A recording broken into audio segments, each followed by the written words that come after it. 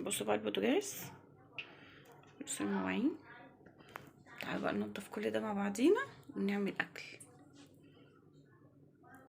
ازيكم يا اصحابي، عاملين ايه؟ يا رب تكونوا بخير. لا اول ما تنوريني يا ست الكل، متنسيش تدعميني باللايك وتشتركي في قناتي وتفعلي الكل عشان يوصلك كل جديد. عايزه اقول كل اللي دخلوا عندي والناس الجديده اهلا بيكم، ويا رب اكون عند حسن ظنكم، ويا ريت الناس الجديده تكتب لي كومنت عشان ارحب بيكم في الفيديو اللي جاي باذن الله.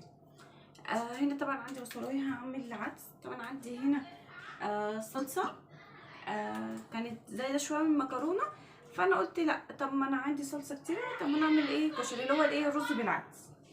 تمام، ما عنديش انا شعريه فتتقضى الموضوع، مش هتقف يعني على الشعريه. بعمل رز هو الرز بالعدس الاصفر. ماشي. انا كنت عايزه اتكلم على حاجات بس خليها في فيديو تاني ان شاء الله، ولو في حاجات هتتقال حاجات بسيطه. اصبروا ما اجيب الايه العدس.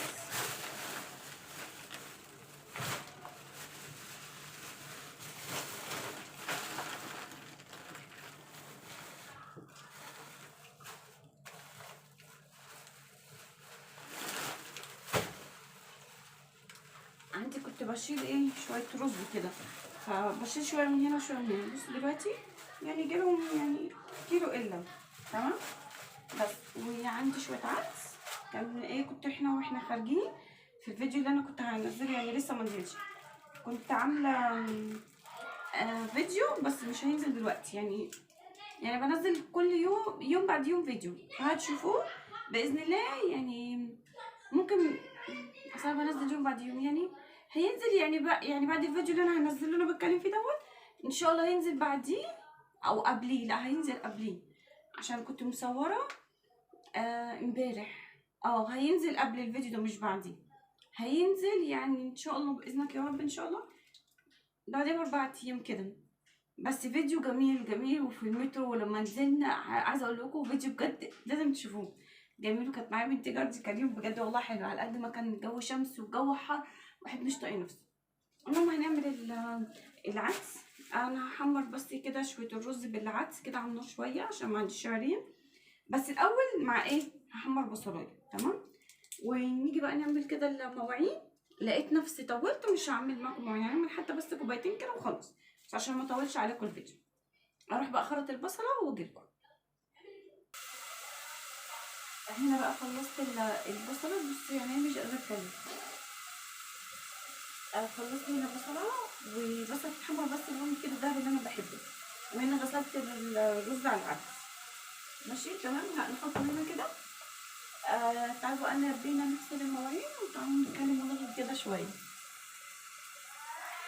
بقى النهارده هنعمل سمين اللي هو بقى ايه عندي اسمه ايه، اولع بس الاضاءه. انا عملت الاول هنا بصله وفلفل ولسه هدق توم واحط توم، وعندي فشه سلقاها وفشه والطحال. ماشي. وكنت مكيساه عشان كانت عندي وعملتهم على مرتين، وجايبه كمان كلاوي فهنزل بالتوم وبعد كده هنزل بالكلاوي. انا اول مره اعمل معاكم موضوع السمين دوت، الصراحه اتعلمتها من جوزي. بس اللي بتديكي بقى طعم السمين دوت الكمون. مش قادره اوصف بقى كمون والفلفل ده بيدي ريحه وطعم اوف بجد حاجه خيال. استنوني بقى كده وهمشي معاكم خطوه خطوه وشوفوها وقولوا لي ايه رايكم وجربوها. واللي بيعملها بطريقه تانية بتكتبوا لي في الكومنتات بتعملوها بطريقه ازاي. هنزل بقى كده اهي. بصوا نص معلقه توم. اول ما اشم ريحتها هنزل بالكلاوي.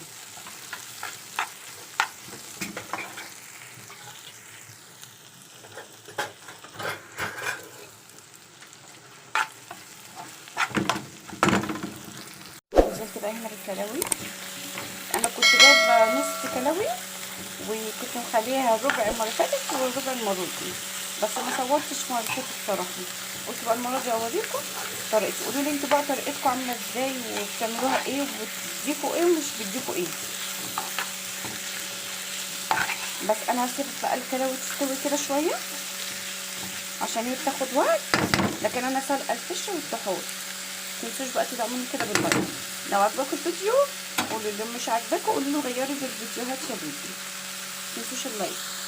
المطبخ بقى عامل ازاي. ديت لسه كنت عامله فيها التومه ولسه هغسل منها التومه. بصوا بقى البوتاجاز اخر قرف. بصوا المواعين مطرح ما انا كنت عامله الكشري دوت اللي انا قلت لكم عليها الفشه والطحال، كنت سلقاها ومقطعه نصهم. بصوا بقطعها كده شرايح، صراحه حاتم هو اللي قطعهم شرايح كده. بصوا بقى الميه قطعه، بصوا المواعين قد ايه، قرفانه من منظر المطبخ وواقفه بعمل اكل بالعافيه. انا من النوع بحب اعمل الاكل يعني مطبخي يبقى نضيف. بصوا منظره برضو، كنا لما تيجي الميه نعمل برضو ننضف المطبخ مع بعضينا. هنا برضو لسه هوطي عليها النور واقلبها خلاص.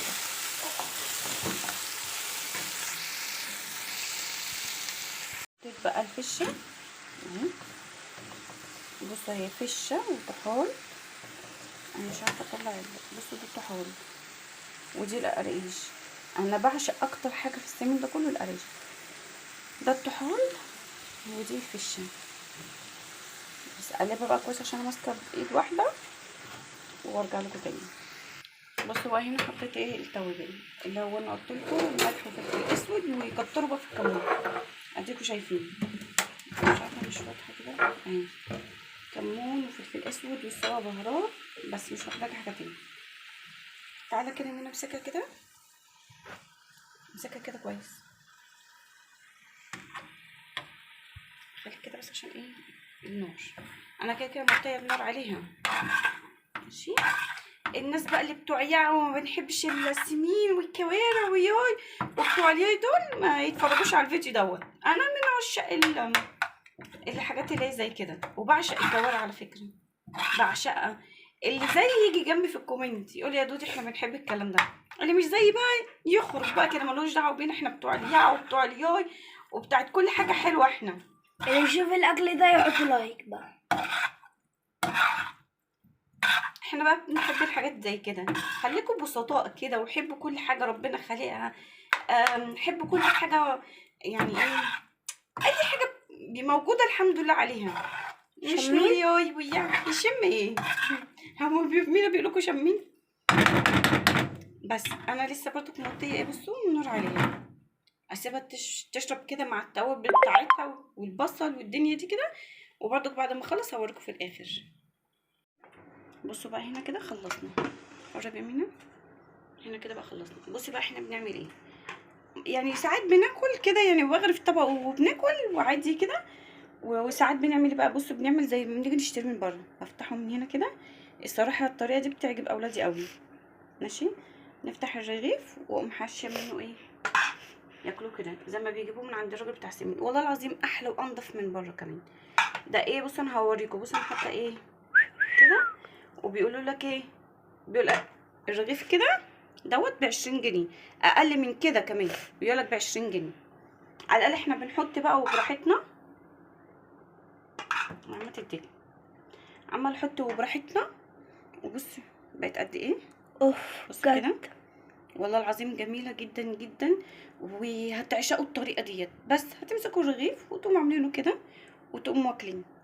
ده اللي حابب ياكل كده، اللي مش حابب انا بغرف في طبق وناكل كده بالعيش بس. يا رب الطريقه تكون عجبتكم، وخليكم معايا برضو لما لسه ايه الميه هتيجي عشان لسه بيصلحوا فيها تحت، وهنروق ايه وننضف ايه، ننضف البوتاجاز الشكل المقرف كده الواحد مش قادر يشوفه، ونغسل الحلل والمواعين ديت. تمام، استنوني بقى.